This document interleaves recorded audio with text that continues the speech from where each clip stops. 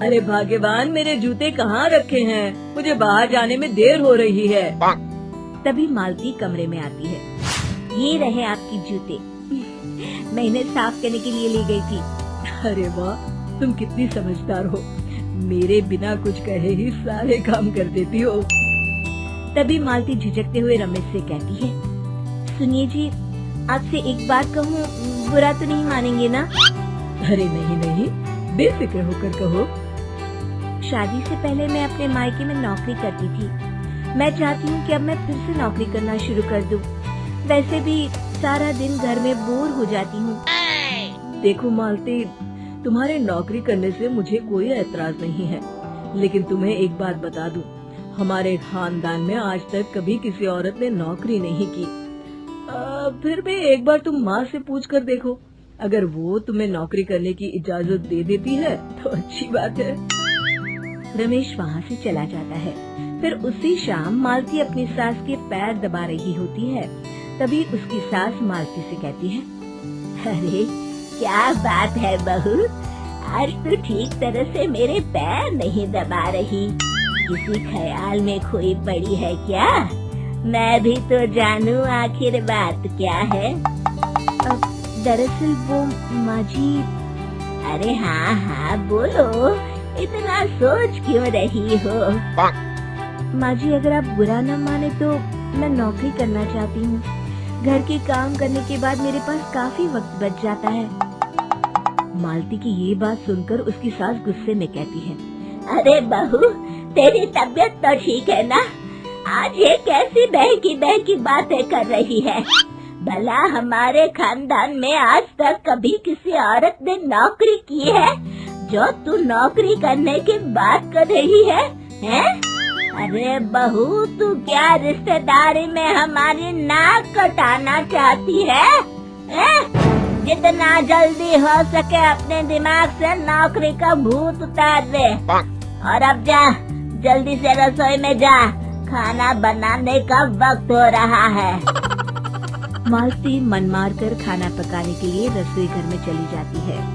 अगले दिन, नमस्ते माँ जी, कैसी हैं आप? अरे आओ आओ दिवाकर बेटा, बैठो, मैं तुम्हारे लिए चाय मंगाती हूँ। बहू, जरा एक कप चाय तो लेती आना।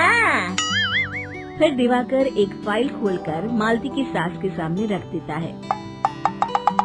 ये देखिए माँ जी, ये है पिछले महीने का हिसाब और ये रहे मुनाफे के रुपए। एक बार हिसाब देख लीजिए और इन कागजों पर अपने दस्तखत कर दीजिए। अरे दिवाकर बेटा, मैंने भला आज तक कभी तेरा हिसाब देखा है जो अब देखूंगी? ला बता, कहाँ दस्तखत करूं? तभी मालती चाय लेकर वहाँ आ जाती है और अपनी सास को बिना कागजातों को पढ़े इस तरह लापरवाही से दस्तखत करते हुए देखकर हैरान रह जाती है। अच्छा माँ जी, अब मैं चलता हूँ, फैक्ट्री में बहुत काम है। फिर दिवाकर वहाँ से चला जाता है। कुछ दिनों बाद मालती बाजार में कुछ सामान खरीद रही होती है। तभी एक बूढ़ा आदमी उसे आवाज देता है, अरे मालती बेटी, कैसी हो? मुझे पहचाना? मैं तुम्हारी कंपनी में मुनीम का काम करता हूँ। हाँ चाचा जी, मैं आपको बिल्कुल पहचानती हूँ। कहिए, कैसे हैं आप? मैं तो ठीक हूँ, कंपनी में कुछ भी ठीक नहीं चल रहा, यहाँ तक कि हमें ठीक वक्त पर तनख्वाह भी नहीं मिलती। ये आप क्या कह रहे हैं? अब क्या बताऊँ, आप लोग तो कभी हिसाब किताब देखने दफ्तर आते नहीं। मेरी मानो तो एक बार आप लोग दफ्तर आकर सारा हिसाब किताब देख लो, आपको असलियत पता चल जाएगी। अच्छा बेटी, अब मैं चलता हूँ, देर हो रही है। फिर वो बूढ़ा वहाँ से चला जाता है। वहीं दूसरी तरफ मालती घर पहुंचकर अपनी सास को सारी बात बताती है। तभी वहाँ रमेश भी आ जाता है, लेकिन मालती की सास मालती की किसी भी बात पर विश्वास नहीं करती। तभी रमेश कहता है, अरे माँ, बिना आग के कभी धुआं नहीं उठता। जब मालती इतना कह रही है तो हमें एक बार दफ्तर चलकर देख लेना चाहिए। वैसे भी हम लोग काफी दिन से अपने दफ्तर नहीं गए हैं। इस तरह किसी एक आदमी के भरोसे काम छोड़ना मुझे भी ठीक नहीं लगता। अगले दिन वे सभी अपने दफ्तर पहुंचते हैं और सीधे दिवाकर के कैबिन में जाते हैं। अचानक सबको एक साथ देखकर दिवाकर चौंक जाता है। अरे माँ जी, आप सब लोग अचानक यहाँ कैसे आ गए?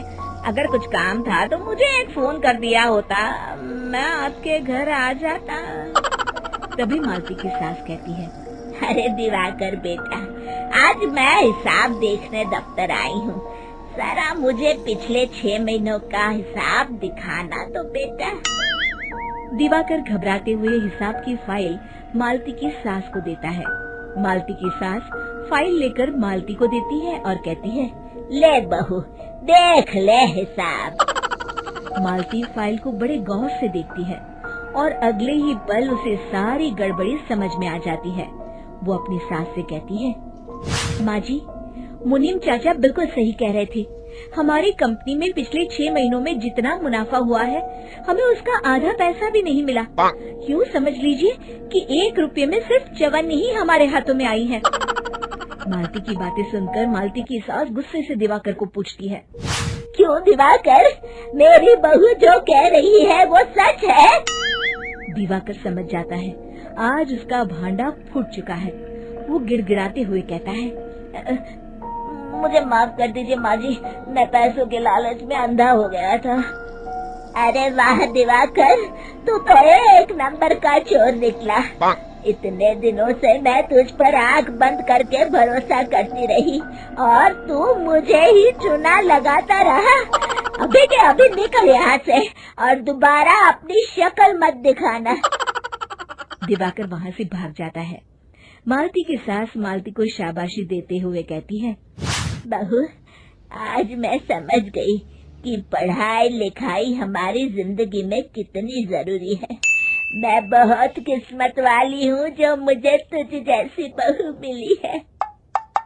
शिक्षा, पढ़ाई लिखाई का इस्तेमाल सही जगह करके हम दुनिया में बहुत कुछ बदल सकते हैं। तो हमारी कहानियाँ पसंद आए, चैनल को सब्सक्राइब करें और बेल आइकन दबाना बिल्कुल मत भूलें। वीडियो को ज्यादा से ज्यादा दोस्तों के साथ शेयर करें।